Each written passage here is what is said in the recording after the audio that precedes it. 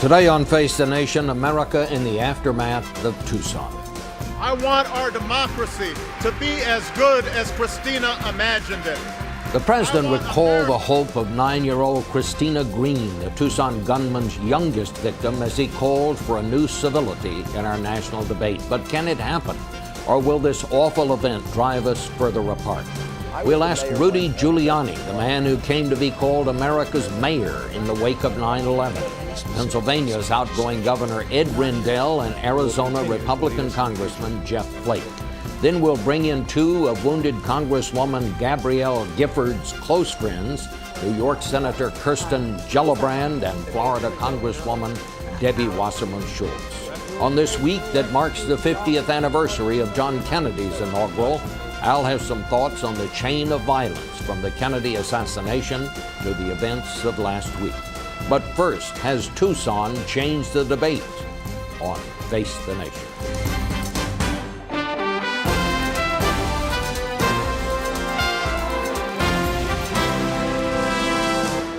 Face the Nation with CBS News Chief Washington Correspondent Bob Schieffer. And now from Washington, Bob Schieffer. And good morning again. We're going to begin this morning with the wounded Congresswoman Gabrielle Gifford's two of her closest friends in the Congress. New York Senator Kirsten Gillibrand is with me here in the studio. Congresswoman Debbie Wasserman Schultz is in her home state of Florida. Senator, first, you talked to the family last night. How is the Congresswoman doing? She's doing great. And, you know, when I was there visiting with her, I was telling her how proud I am of her because she's right now inspiring the nation. She epitomizes everything that President Obama said in his speech about a way of moving forward, of providing leadership that brings people together, not pushes them apart, and focuses on solution. And that's who Gabby is. And right now, through this struggle, which she will overcome, she's showing raw courage, raw strength, something that we can all get behind. And she really is our glimmer of hope in a very dark time. Now, it's my understanding they have taken her off the ventilator, but she, of course, is still in critical condition. And yes. She has not spoken at this No, point. but she can move both sides of her body. She can breathe. She's showing people that she can communicate well by holding our hands and moving her arms and her legs and looking at us. So she's making great progress. Congresswoman Wasserman Schultz, you actually went out to the hospital yesterday. What's the situation out there? Well, you know, it was wonderful after Kirsten and I were able to be with her Wednesday when she first opened her eyes to see her again yesterday without the breathing tube and without a lot of the apparatus that had been, on her a few days before that. She continues to make, very good progress, and neurologically, she's in good shape, a little bit better shape every day. Kirsten's absolutely right. This is a woman who has the grit and the will and determination more than anyone that we know, and it's just we were just really overjoyed to be able to be there for our friend and help to urge her on to come back to us, to her family, to her constituents in the 8th District of Arizona. All right, I'm going to ask both of you. I was also able to see the staff too, so I'm going to really ask. Wonderful. Well, thank you, Congresswoman. I'm going to ask both of you to stand by here. I want to talk about the outlook in Congress, which starts a debate this week on repealing health care legislation. But I want to broaden the discussion, if I can now at this point, beyond Washington and the Beltway. And I want to bring in the man who many people in the hours after 9/11, because of the way he did his job as mayor of New York, he became known as America's mayor. I want to talk to him first, and also to outgoing Pennsylvania Governor Ed Rendell. We want to get his take on where he thinks the country is right now after this awful event. But first to you, Mr. Mayor, and I just kind of feel comfortable calling you that. The country did seem to come together after 9/11, but this time, when this awful thing happened, in the first hours after it, it seemed like it might drive us further apart. Why do you think that was? Well, it is a very interesting difference. In the first moments after this, there was a rush to judgment on both sides. Left-wingers trying to blame it on right-wing, Tea Party, Sarah Palin, right-wingers trying to fight back and defend themselves against what was really an outrageous an outrageous charge, but the reality is that settled pretty quickly when we learned the history. And I thought the president's speech put it on a different tone. And I think we have a chance, even though a couple of days later, I think we have a chance to do the same thing that we did after September 11th. You know, it moved me greatly that Christina Green was born on September 11th. And I feel a personal connection to her. Her granddad was a manager of the Mets and the Yankees as well. And this young lady was very taken by the fact that she was born on September 11th. So maybe now we can learn things from it. I think there's a real opportunity to try to have more civil discourse. And although the lack of civil discourse wasn't the cause of this, as some people thought, the benefits we can get from civil discourse will allow us to solve a problem like this, which I believe, if we want to be perfectly logical about it, the problem that helped to cause this is our inability to deal with mental illness and our inability to deal with it as a society. You know, and we always have these problems. We have a set of rights in this country, very important. Then we have a set of problems. How you balance addressing those problems against the rights that we have. We had to make that adjustment, as Ed Rendell knows, he's a big part of it. We had to make that adjustment to make cities safer. And maybe we have to make that adjustment now to deal with mental illness. This man was crying out for someone who needed to be treated. He was being told to be treated. People were saying he was bizarre. People were saying he was frightening. A teacher wouldn't be with him without a guard being there. Gosh, you would think at some point along the way he'd have been evaluated. And it isn't an isolated incident. We could go back and look at lots of incidents like this where people weren't being treated. And Senator Gillibrand's predecessor, Senator Moynihan, is the one who explained this to me a long time ago when I was mayor. He used to say, you know, in the 60s they let everyone out of the insane asylums, he called them. And he said that was a good thing because a lot of them didn't belong there. But there was supposed to be a follow-up, which was treatment in the community, monitoring, medicines. And that follow-up has never taken place. Well, maybe that follow-up is needed now, and that would probably be the most relevant response to this tragedy that almost took the life of a really fine congresswoman who can have a great future and did take some lives, including a very young one. When you were the mayor, you were pretty strong on control, for example, of handguns. Do you think it is time to re-examine the gun laws? We're not talking about taking people's guns away from them, people who are qualified to have guns, but is there a need to find some way to keep guns out of the hands of people like Mr. Loeffner? Well, I mean, it would seem to me that you'd address this with the most relevant problem first. The most relevant problem was the lack of an ability to deal with what was apparently paranoid schizophrenia or schizophrenia that should have been treated. Then I would reestablish a situation of civility, which we seem to be doing, so we can talk to each other about gun laws without yelling at each other.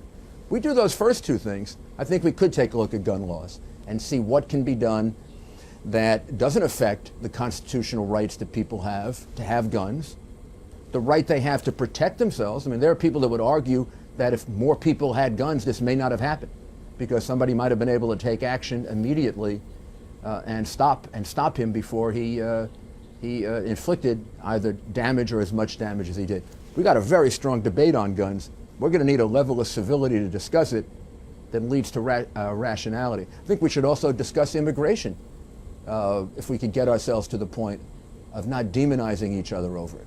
But I think the critical thing is, let's see if we can act rationally and on point.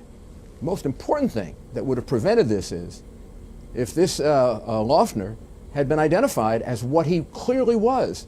And there's something wrong in a society where we have so many of these situations. We had the Major Nadal, you know, a year and a half ago. Major Nadal, for 3 years in the Army, was indicating a desire to participate in jihad, and we promoted him in the Army. I mean, we're making a big mistake here, not changing our procedures with regard to mental illness and then some form of involuntary appraisal of people who display situations where teachers have to have guards there to protect themselves. Mr. Mayor, what was your reaction to the way that Sarah Palin reacted to all of this? My reaction, what Sarah Palin did was somebody who was probably upset and maybe even shaken by the fact that she was not accused of murder, but accused of playing a material role in this incident in a very, very direct way, when in fact the facts and the circumstances show that this had nothing to do with the left or the right, had nothing to do with any map that Sarah Palin had, or this was clearly, and I've dealt with enough murder cases and I've dealt with insanity defenses enough to know that this is one of those that comes out of the strange, weird, bizarre background of this young man. So yeah, she used the wrong word in responding to it, but I can see why she would feel very upset. Our time is limited. Let me just ask you quickly, are you thinking about maybe running for president again? Well, not this morning. I have thought about it in recent weeks, but I haven't thought about it. And my heart goes out to the Congresswoman and her family and all of the people that lost loved ones and the people of Arizona, and particularly the Green family. What a wonderful young girl, and what an irony that she was born on a terrible day for our country and she died on a terrible day for our country. All right. Well, thank you so much, Mr. Mayor, for joining us this morning. I want to go now to Governor Rendell in Philadelphia. Well, Governor, you heard Rudy Giuliani. He said we need to establish a more civil discourse, and then perhaps we can talk about these hot-button topics like guns. Well, I think that's right. I think the Congress should rededicate itself to not only civil discourse, but to working together and getting things done. There are areas where we can really meet the country's challenges if we put aside electioneering and partisanship, like deficit reduction, like education, No Child Left Behind, like energy. We need an American energy initiative. Those are the things we can get going. And we ought to have a logical discussion about the 2 points that the mayor raised. One, how to get an early detection system where we can get people help, but also get them classified as having mental problems so that they are no longer eligible under the Brady Bill to buy firearms. Had this man been classified, had he been committed civilly at any time prior to his purchasing the gun from Walmart, he would have in fact been denied access to that firearm. But then, Bob, I also think we need a rational discussion on guns where we put aside the pressure from interest groups and we take a look and say, does any citizen protecting themselves or their home or using a handgun to hunt, do they need a clip that has 33 bullets in it? And the answer is, of course not. The Congress, I think the nation's spirits would be lifted if the Congress acted quickly with the president and reinstated the assault weapons ban, which also had the ban on these large magazines, these clips that carry 30-plus bullets. Do you agree with Mr. Giuliani in that the president's speech may have actually changed the debate and the discourse? Well, we'll see. I hope so. I thought the president sounded all the right themes. I think it was a great speech, and I think he put a lot of care into it and didn't make it political. But we'll see. And really the first test is on health care. Can the debate on health care, where the Republicans have promised to repeal the bill, even though they know that that's a false promise to the people, because the Senate's not going to pass it and the president would veto it, can the Republicans have discourse on that, allow amendments, allow discussion, and maybe come up with 3 or 4 changes rather than a repeal, which never can happen, and bring those 3 or 4 changes to the president and say, Mr. President, will you work with us in trying to modify this? That, to me, is the important thing, not that everybody sits together during the State of the Union. That would be a great symbol for the country, but that's not long-lasting. We need to spend this year addressing the nation's problems, whether it's health care, whether it's education, whether it's energy, whether it's deficit reduction, whether it's gun control. We need to discuss those problems in a rational atmosphere where we don't demonize each other and where we listen, Governor, this is sort of your valedictory as governor on Sunday television. You leave office on Tuesday. How has the country changed since you came to office? And how do you feel about the state of the nation right now? Well, I think, first of all, in my 8 years, I've seen the level of partisanship and ideological posturing just increase and increase and increase. And I think it's tearing the fabric of our government apart. And if these lives were lost for a reason, the reason is, if we can take something good out of it, this is a wake-up call to all of us that we can't go on the way we're doing. We just simply can't do that. And if that happens, this tragic day will have done some real good.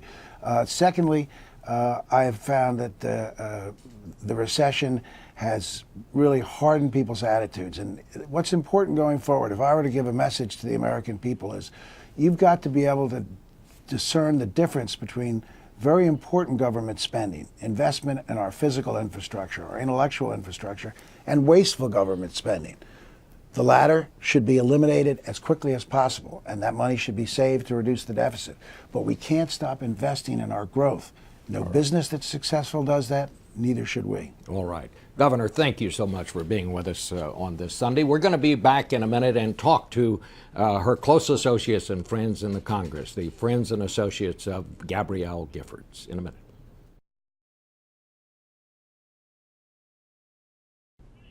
And we're back now with Congresswoman Debbie Wasserman Schultz, Senator Kirsten Gillibrand, and Republican Congressman Jeff Flake joins us from Phoenix this morning. Congressman Flake, let me start with you. Congress comes back. The debate on repealing health care overhaul is going to begin this week. Do you plan to change anything that will your tone change, and do you think the Congress's tone is going to change when this debate unfolds? I think it will. I think you'll see a more civil debate than you would have had otherwise. I'm not sure the substance of the debate will change that much. I think Republicans are committed to repealing the law in the House, obviously, but I do think that the tone will change, and that's a good thing. I think it was a good decision to put it off for a week. You know, this is a small thing, but something I noticed in the accounts of what the new Speaker Boehner said yesterday. He talked about legislation. He called it we're going to try to stop this job-destroying legislation instead of calling it job-killing legislation. Do you think that is can that possibly continue on here, or am I just being kind of a Pollyanna about this? Well, I think that we Republicans and I think Democrats alike will realize that if we tone down the rhetoric sometimes, our debate is more effective from our own side. If you take a cue from the movie industry, you look at the top grossing movies, they're almost always PG or PG-13. It's better to have a more civil tone and a civil debate, and I think it behooves all of us to do so. Senator Gillibrand, you are one of those who have gotten behind this idea that when the president makes his State of the Union address, that instead of all the Republicans sitting on one side of the chamber and all the Democrats on the other, that people just sit together. That's obviously a very cosmetic thing, but number one, tell me, how is that going? And number two, do you think it really is a significant thing, or could be? Well, I think it's a symbol, and a symbol is a very good place to start. And so if we can actually come into that chamber, and instead of me going to the left, I go to the right, and Republicans do the opposite, what you're going to create is an image of the Congress deciding that we are going to work as a body, not as two separate sides. And that's a very good place to start. And I think the conversation you're having about healthcare is very meaningful, because one thing the governor brought up that I thought was very significant is that if we can move that conversation to what about the bill do you want to change, that is a legitimate debate that we should frankly have. The bill's not perfect. It never has been. For example, after the bill was written, a lot of our small businesses came to me and said, there's a lot of paperwork I now have to fill out. There's too many paperworks. Every time I spend X number of dollars, I have to fill out a form. We can change that. That's something we can absolutely agree on. But talking about repealing the whole piece of legislation, well, let's break it apart. Are the tax cuts for small businesses not something we can all agree on? I think it is. Are making medicines less expensive for seniors by closing the donut hole? That's something we all agree on. Making sure we have more choices and more competition, that's an American value. That's something we agree on. Making sure everyone covers preventive care, we can probably keep that. So having a debate about substance in recognition that the divisiveness of national politics has become so undermining of our ability to be successful is very important. And I think the president's call to action is extremely meaningful for that reason, because all he's saying is that our democracy has to live up to the expectation of our children, that we have to solve the problems of the day. And a very significant issue that we have to get to is the economy. We have to focus on how we're creating jobs. All right, let me go to Congresswoman Wasserman Schultz quickly. You know, I say this not so much to be critical, but you are very outspoken. You come to a point when you are in a debate, Congresswoman. Do you plan to dial back your rhetoric when the Congress convenes this time? Well, I don't plan to debate my values and the principles of my constituents any less vigorously, but I think it starts with us, and we have to lead by example. And so I think all of us need to be more careful about the words that we choose to use, including the things like the title of the repeal of health care reform. I'm glad that Speaker Boehner chose to verbalize a different title for that bill, but they so far have refused to actually change the title of job-killing health care repeal. So I think we need to be leaders by example, and when we do that, then hopefully we're going to be able to push the shock jocks and others outside our process to take a page from our book. And if we have a more productive civil discourse, then we can really live up to President Obama's words and Christina Taylor Greene's dreams of her expectations for our democracy. All right. We've got to lead by example. Let me go to Congressman Flake quickly because we're running out of time. Congressman, what is going to be the hardest part of all this? Well, I think keeping this tone that seems to be now set into the future.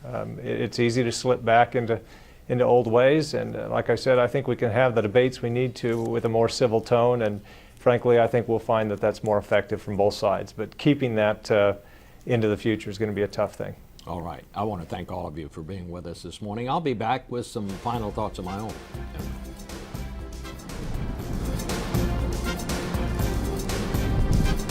This portion of Face the Nation is sponsored by United Healthcare. Online at healthinnumbers.com.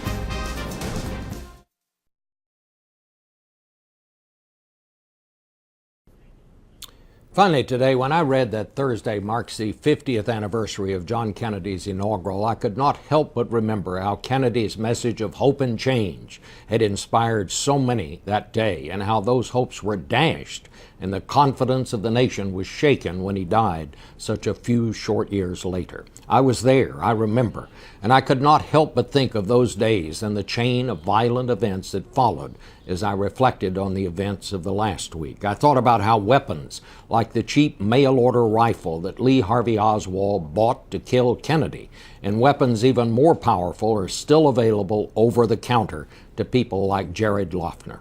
And it made me again wonder, is there not some way that we can change that?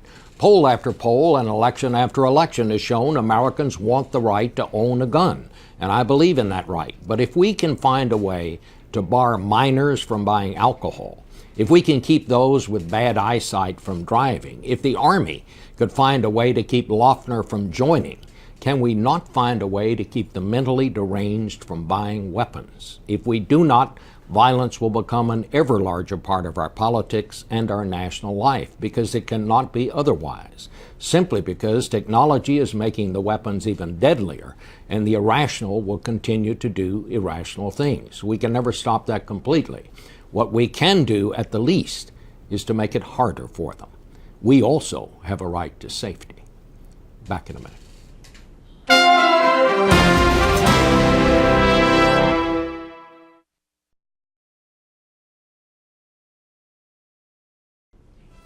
And that's our broadcast for today. We'll see you right here next week. Thanks for being here. This broadcast was produced by CBS News, which is solely responsible for the selection of today's guests and topics. It originated in Washington, D.C.